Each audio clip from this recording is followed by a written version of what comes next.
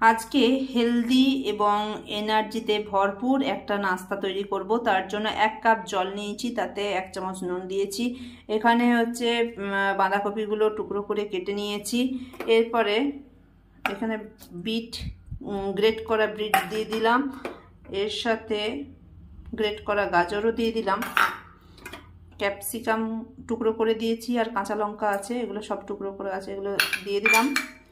এরপরে ধনেপাতা দিয়ে দিচ্ছি। এতে পেঁয়াজ কুচি, আমচুর পাউডার আর চিলি ফ্লেক্স সব এগুলো দিয়ে দিলাম। এরপরে এতে 2 চামচ সুজি আর 2 চামচ বেসন আর 1 বাটি ময়দা আটা আছে, এগুলো দিয়ে দিলাম।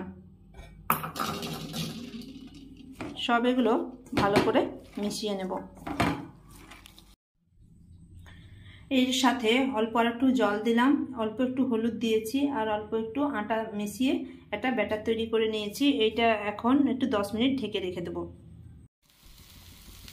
তাওয়া গরম হয়ে যাওয়ার পরে তেল ব্রাশ করে দিয়ে এটা হাতার সাহায্যে ব্যাটারটা দিয়ে একটু মেলে দিয়েছি। এটা কম আঁচে 2 পিঠটা লাল করে ভেজে নিতে হবে।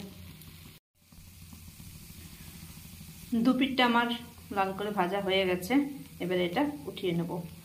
ভিডিওটা দেখার জন্য ধন্যবাদ।